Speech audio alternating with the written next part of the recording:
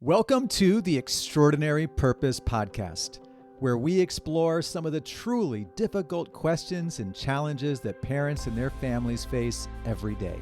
Whether it's the sometimes painful process of parenting teens and young adults, navigating relationships with your partner and children, or you discovering your purpose in relationship with yourself, we will bring heartfelt and vulnerable conversations to the table to support and empower you. Our mission is to help you create a lifestyle full of love, passion, adventure, and influence. Here we go. Welcome back, everybody, to another episode of the Extraordinary Purpose Podcast. My name is Chris. None of you are probably aware of this, but we had to restart this recording because for the first time ever, I forgot to mention or introduce Erin, and I'm blushing right now because that Unreal. is a horrific oversight, but let me do this correctly for this live episode. Sitting across from me is the absolutely mesmerizing, inspirational, extraordinary Erin Vertis. Hello, Erin. Hello, honey. Hey, everyone. How's it going today? Yeah, I hope everybody's doing really well. We're so excited to be here. We have smiles on our faces because this really is, and we're not just saying this to be nice. This is our favorite time of the week. Because we're all here to continue to work on becoming extraordinary parents, showing up really strong and inspirational for our kids, for our teens and young adults. But you know what? Even more importantly, and I'm sure this will be brought up at some point during the conversation today, we're showing up for ourselves. And the more we show up for ourselves, man, that makes a really big difference, right, Erin? Absolutely. Yeah, we have to put ourselves first. And it's so interesting. I think that has become so much more mainstream in our culture to recognize that, even before our partners, before our kids. But I think because it was so wired generationally, be in generations before us, it's still challenging for us to think that way and to act, or we can hear it and intellectually believe it, but to really actually live it is challenging sometimes. So I don't want to just, oversight that. It's really important to put yourself first. And that's why so much of what we bring to the table here is to help you parents really learn more about your own personal growth and how to better yourself and more self-care and self-love. Because the more you fill your cup, the more you're going to be able to be there for everyone else in your life, which is what we all want.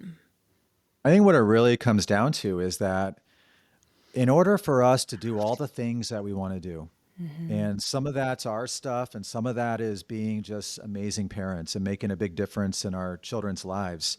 In order to have that happen, we have to feel a certain way. We have to be capable of showing up as the best versions of ourselves. And so I think that's why Erin and I are so passionate about that, because once again, we talk to parents every day and they're not just complaining about their kids. What they're really saying is that I am exhausted, I'm overwhelmed, I'm not at my best. And so all of a sudden, Erin and I are like, we need to do something about that. That to us is something very personal and very important because once again, we've been there too. We've been overwhelmed. We've been exhausted. We've been frustrated. We've been angry. Mm-hmm. And so Yeah. that's why these conversations just carry so much weight and so much importance. Yeah. And I think we'll be diving into our topic here in just a second, but this is actually a great way to sort of set things up. It's challenging in our culture today. It's challenging just to be an individual, right? And as parents, I think there's so much weight and there's so much expectation. It can be challenging enough just to work on ourselves to, overcome some of our character defects and look in the mirror honestly and do this deeper inner work on ourselves so that we're better for ourselves. And then we're constantly putting this pressure on us more than ever, I believe, as parents to be these perfect parents. We talk a lot about that it's not about perfection, but we do it. We still do it. We expect so much of ourselves for our kids. And I think that's what burns so many parents out. We're trying to be everything to everyone at like 1,000%. And it's hard. It's not possible. Got to give Yeah. ourselves some grace. So let's dive into today's topic. Yeah, let's do it. Yeah. So today we're going to be talking all about culture. And culture in what? Culture in our homes, our family culture, right? And so what is a family culture? You've probably heard of like a workplace culture. It really applies to your home and your family as well. And so your culture is really your values and your shared purpose. It's where you become a team as a family, where everyone in that household and in your family has a role to play so that they all know how beautiful and unique and different and special everybody is in that house. It's not just everybody sort of like blending together. It's highlighting what each individual in your home is able to bring to the table. And as parents, we are the leader of our homes, and we are the leader, and we can set the stage for that culture.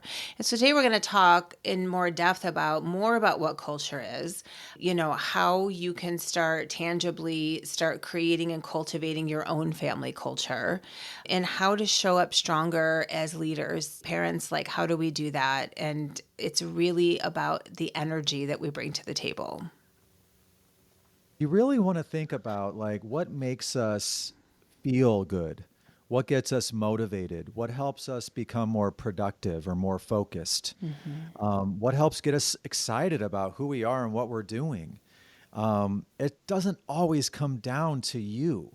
And so, even before we get into some of the ingredients that we're going to talk about that really make this possible, this really is about you being a leader.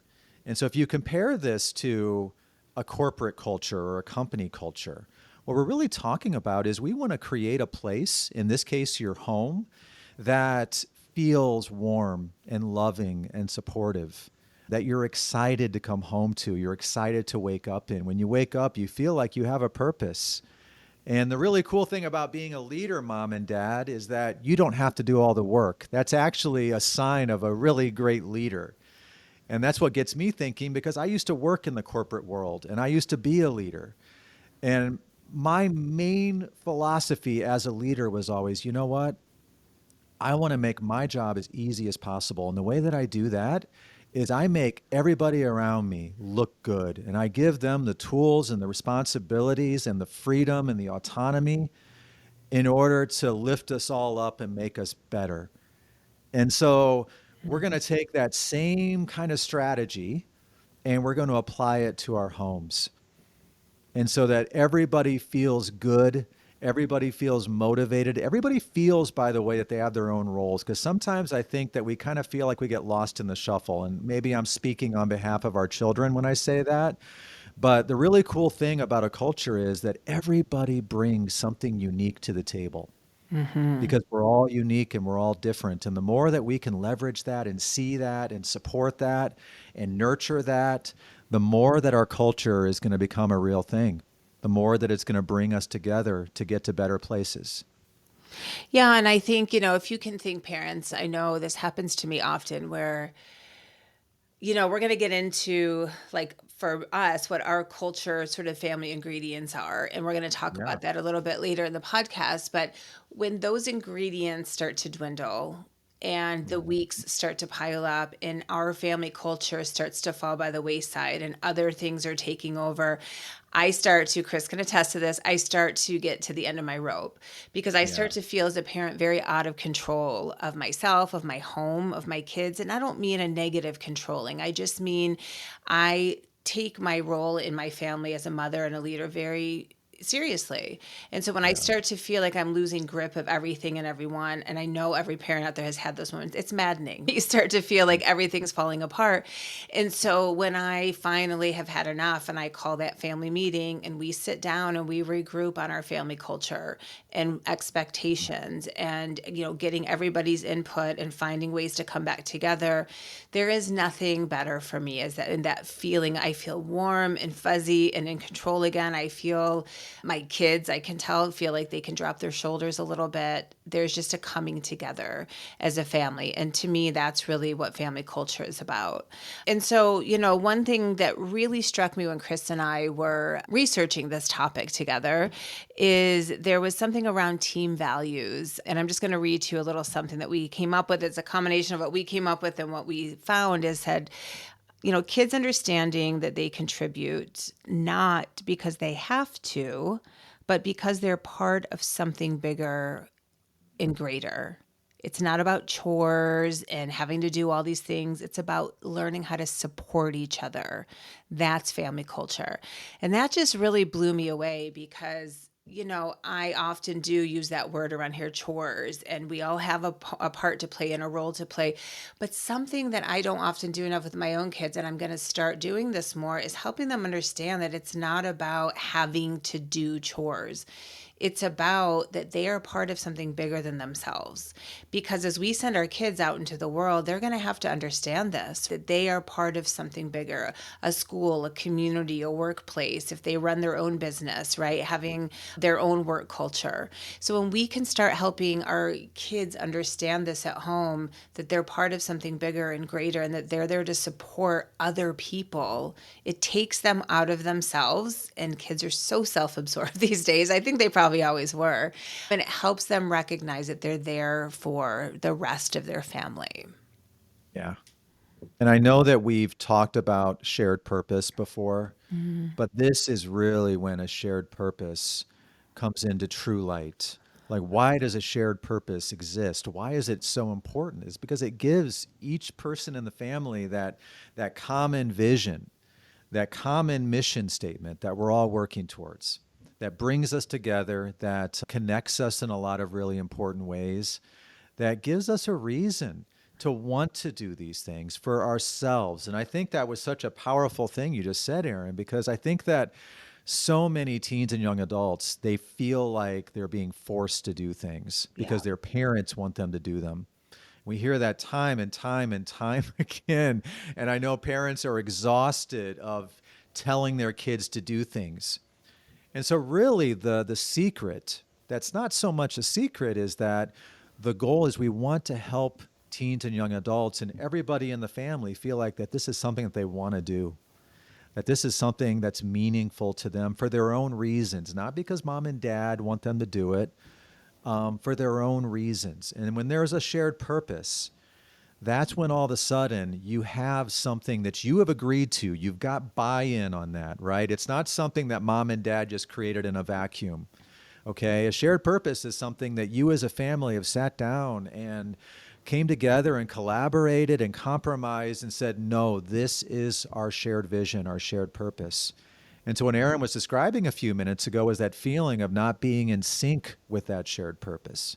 When you're not doing some of those habits and some of those chores and some of those responsibilities and activities as a family, you're not in alignment. You're heading in a different direction. And that does not feel the way that you want to feel. And so now we're going to talk about some of the pillars, like some of those foundational ingredients that Erin and I feel play such an important role in any family creating that shared family culture. Erin, do you want to kick us off with the first pillar? Yeah, so the first pillar is presence and time together.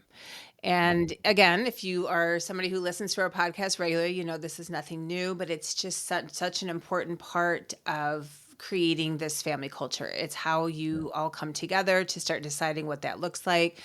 And so presence and time together is all about exactly what it sounds like, being present together as a family. We understand wholeheartedly having teens and young adults that are in sports and work, and it's hard to get your family together and to be present with each other, but it's so possible. So remember, when we talk about these things, this doesn't mean this has to happen every day or every night. This could be something once a week, a couple times a month, but where you have time together, phones away, distractions away, work stuff away, maybe not even talking about school or grades or any agendas, just being present with each other, a family dinner, and something you can do as a parent is decide, be intentional about those dinners. We're having one tonight, actually. And believe me, it's not easy. I'm always saying, okay, Tuesday's going to be family night, and that doesn't work out. Wednesday's going to be family night. Oh my But goodness. I don't give up because it's so important to our family culture. It's important to me. So Yeah. we're having family dinner tonight. And I've already been thinking today, like, how do I want that dinner to go? I've been visualizing it Mhm. a little bit and being intentional. What kind of things might we talk about? I don't want to just talk about grades and how work's going and all the basic things.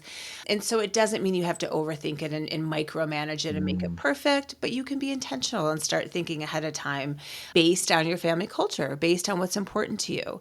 And so that type of time together, going to a sporting event together, going to a concert together, having just a family movie night or a board game night, something like that. Whatever it is, as you get to know your family culture better, you'll know what types of things everybody likes to do. I'll share just a really quick story that my daughter mentioned over the weekend, and Chris and I were talking about this yesterday, and I decided to share it here. But she just asked me out of nowhere on Sunday. She said, "Mom, what's your dream Sunday like? Like, what would like the perfect Sunday be to you?" And I was just so happy she asked me. I'm like, "Oh my God, she's really like wants to know what's important to me," and she was listening. So I had to think about it for a minute. And I explained to her what it would look like for me waking up and all the way through the day till I went to bed at night. And then she told me hers. And then when Chris came into the room, she asked Chris what his was. And she had this Mhm. great idea that, and she was wondering about Chris's son William and my son River. And she said, maybe every Sunday I'll take turns kind of living out our exciting Sunday, like our perfect Sunday, and do some of those Mhm. things. Everybody has to do some of those things that that individual is passionate about or wants to do. So mine would be, of course, like meditation in the morning and journaling. Chris's, I'm assuming, might be getting everyone to the gym together. But that was, just came to me such a great opportunity for each person in the family to share, what is your favorite Sunday? What would that perfect day look like? And that's a great way for everyone to go around and share, to get to know a little bit about what some of those ingredients are for each person to make up your family culture. Yeah. And so presence, really, just based on what everything Erin just said, is it's about connection. And in 2025, that's when we're recording this, connection is a challenge because there's so much distraction. Erin mentioned some of them, sports and activities and homework and chores and, work.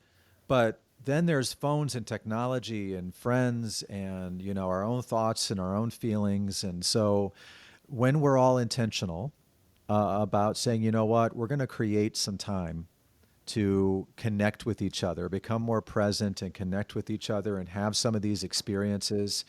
This is really how we get ourselves coming together, feeling better. I think in terms of alignment with our shared purpose, it's not really possible if you're not present and creating some of these opportunities to come together and have some of these different moments that can be extremely special. Yeah. And now we're going to talk a little bit about the second pillar of creating your family culture because presence is super important, connection is super important, but just as important, and I teased this a few minutes ago, is this idea that everybody in our household is unique and different and special. And I believe that we don't always feel that way. I think we just kind of get lost in the shuffle sometimes, we get lost in the day to day, the chaos, just the daily grind. And once again, when you have a shared purpose, you have that vision, but also more specifically, you have a specific role that you play in the family. You have a specific role and responsibilities that you play towards helping us achieve or making that shared purpose a reality. And I know Erin mentioned this before too. It's you're not just doing these things because you enjoy doing them or you're doing them for yourself. One thing that we've learned over and over again is that when you stop thinking about yourself for once, Erin, As Erin's if. the, Erin's the least guilty of that, so that's a total joke. But when you stop thinking about yourself and all your stuff and all your goals and all your worries, and instead you're focused on helping somebody else, in this case, your sibling or your parents or your grandparents or cousins or whoever it may be, you know what that does? Makes you feel good. That might be the best feeling that there is out there. And so that's the second pillar. It's contribution. It's identifying what all of our roles are and what those ways in which you're going to contribute to each other and to the family and to the grandparents are. And you take a lot of pride in that responsibility because that's your responsibility. That's something that you're going to do consistently to make a difference in other people's lives, and that's going to help your family work towards that shared purpose and that shared vision. Yeah, and I think this is really important too, is, to think about sometimes we ask a certain, a child, one of the kids in our family to do something specific, and it's just not their thing, or they're Yeah. really resistant to it and they don't want to, and we force it and force it because we said so, this has to get done. And something Yeah. that, and when I first started questioning myself in this, I started feeling like, am I being a pushover? Am I being too easy on them? Am I letting them? But my You initial said it. reaction, what's that? I said you said it. I did, is that, maybe, for instance, River would be better off doing A, B, and C Yeah. over this, because these are his strengths, and this is where he shines a little bit, and this is where he might contribute in a way that feels good to him and feels good to us and me, and he gets the job done. Sometimes it's not always possible. I understand that. I'm just throwing that out there, as sometimes we can slow down a little bit and take a closer look at our kids and recognize that, maybe they would be better in this role in the family, or doing these particular chores, or getting this done for the family as opposed to this. Maybe it's running errands instead of cleaning the toilet or the bathroom because they have Hmm. a license and they can get out and do stuff, and teenagers love to run around and get out and drive. And so maybe you give them, that role instead. So that's where you can sit down and really align with each other and really get clear. Ask your kids, what is your role in this family? What would you like to contribute? How can you contribute in the way that feels good to you as well? And that way it's less forcing and less putting it on them, and asking what works for you too. One thing I'd like to add that just came to my mind, Aaron, Yeah. is that when we were talking about what it really means to be a leader, and I had said that, one of the jobs, or the one ingredient that I believe makes up really great leadership, is that it's not about you as a leader. It's actually delegating responsibilities, Hmm. right? So you're not in control of everything. And I think that's the way a lot of old school, old fashioned leaders did it. It's like they wanted control of every little facet of the company or the business. And so what we're saying here is it's actually the exact opposite. Is the real key to being a great leader, to be that inspirational leader, is to delegate responsibilities. Give Hmm. those responsibilities to the different people on your team. In this case, it's your kids, it's your family, it's your partner, who are going to want to step up because, for example, especially if it's like a new responsibility, and something that I know, Erin, you and I have talked about over the past week or so, is having River help out with doing drop offs and pickups with Skylar, Hmm. just to make your life a little bit easier, but also giving him some more responsibility, which, by the way, as a teenager, what are you looking for? You're looking for more independence. You're looking for more responsibility. What if your parents can help you with that? Right. And so I think that's such a great thing as a leader and as a parent, is to think about what are some of those responsibilities that you can offload, that you can delegate, so that your kids actually feel more empowered. They actually feel like, yes, of course I'll do that. That sounds great. That's perfect. That's exactly what I enjoy doing.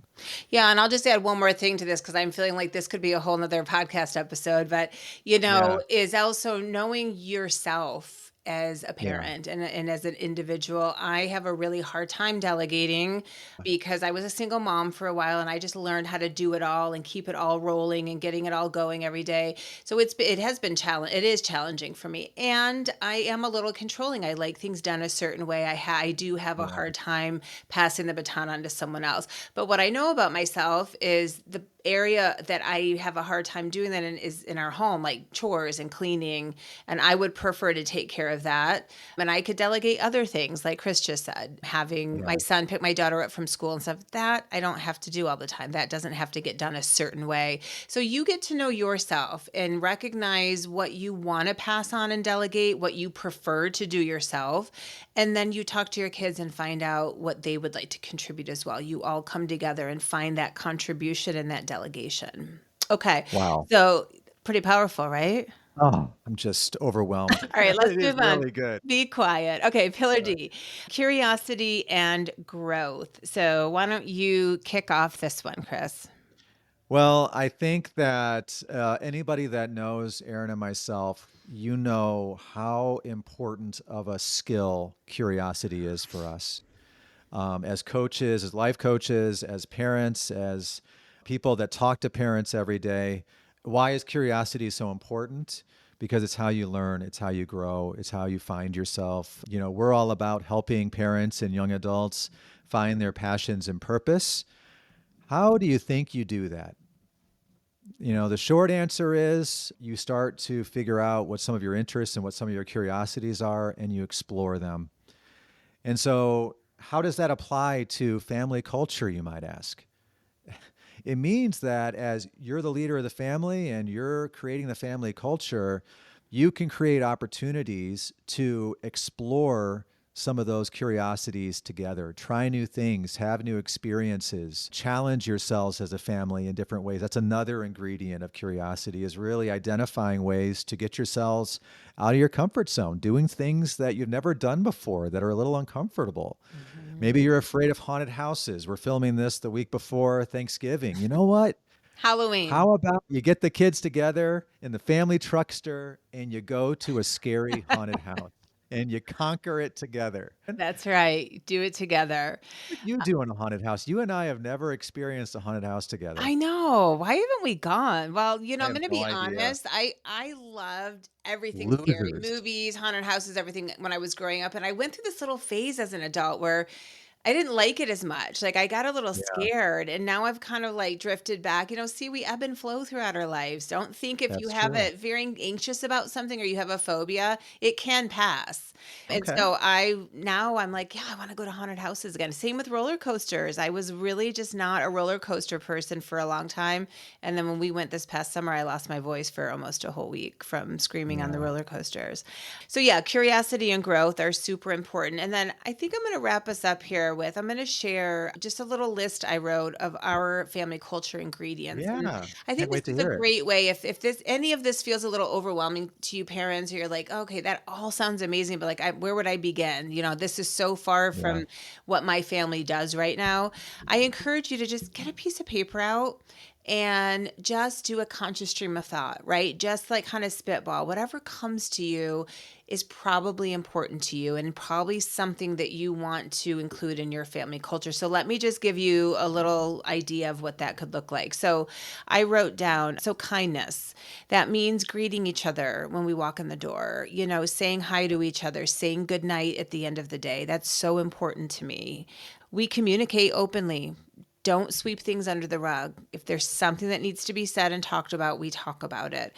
My son is pretty quiet and a little more passive, and he doesn't share his feelings really openly. And I don't force him or anything, but he's someone I'm on a lot to talk more openly about things. And Chris likes to make light of things a lot. And sometimes I'm like, okay, enough making light of this. Let's get serious. We have to talk. Oh, come on. Family time, what we just talked about, having family dinners, playing games, watching a show together. It's not easy, but I'm consistent and I'm persistent because it's so important to me. And I want to instill that value in my kids for when they have a family someday. And I want my kids to want to spend time with each other. It's so, so important for us. Siblings connected. They're 4.5 years apart. For my kids specifically, when I feel like they're too drifting, they're too much in their own rooms, I intervene and I encourage them to go grab lunch together or watch a show together in each other's rooms, something like that. I try to make sure that they're not going too long being too separated like that. It's really important. Time in nature. We talk about this a lot on the podcast, spending time in nature together as a family. Listening, really listening to each other so that everybody feels heard. Mhm. Self-responsibility, owning your own stuff when you did something wrong, if there's an apology that needs to be made, whatever it is, being self-responsible. Playfulness and laughter, just having fun, letting go of all the stuff and just being together and laughing with each other. And the last two are contribution and growth, which we just spoke about. So that's an idea, and yours might be totally different. What's important to Chris and I won't always necessarily be the exact things important to you and your family. Every family family is different. My sister's family is a big sports family. Sports are huge for them. They watch sports. They go to all the sporting events. That's just a big part of their family culture. So whatever it is for you, but get a piece of paper out tonight, tomorrow, and write out that list. Don't overthink it. Just whatever comes to you as a parent, whatever's important to you, get that down, and then you can start creating a little bit of a family culture. Get the family together for dinner, go somewhere on a hike together, whatever that looks like, and tell them that you want to start being more diligent about having a family culture, and tell them your list and ask them to create a list and come back together. And that's how it all begins. So it all begins. And Erin's right. It doesn't have to be complicated. And in fact, that's the reason that a lot of families don't do this, is because they probably overcomplicate it. And so start small, start with some of those small steps that we talk about all the time. And remember the why. Remember why this is important. Okay. Because I think that that's something that's that extra oomph, that extra motivation, is that if you're struggling, you are overwhelmed, you're exhausted with trying to control your teen or young adult or fix things or make things better, or you feel like you're failing, this is really how you connect people, bring people together, knock people out of their funks, get people to want to do things like we talked about throughout the podcast today, get people a little bit more excited, more present. I think Erin, today was such a ridiculously just substance-filled episode. I got to go back and listen to it again. I can't wait. I know. It was a good one. So, and we hope that you also enjoyed it too. And if you did, this podcast is something near and dear to our hearts. We're trying to reach as many parents of teens and young adults as possible. So follow us, share this with your friends and your family, spread the word, because we're trying to do something, pretty extraordinary here. And your help and your listening plays a really big role in that. Absolutely. Hey guys, have a great rest of the week. We will see you next episode. Take care. Bye, everyone. Have a great week. We are so thankful for you and your beautiful family, and hope you found something inside today's episode that brought you hope, inspiration, and most importantly, a path forward. If you're interested in evolving your relationship, giving your kids the most important gift of personal growth and development, or are a mom looking to reconnect with your confidence and become empowered in all areas of your life, then schedule a discovery call with us today. Our mission is to help as many families as possible find their purpose, and that starts with you. See you in the next episode, my friends.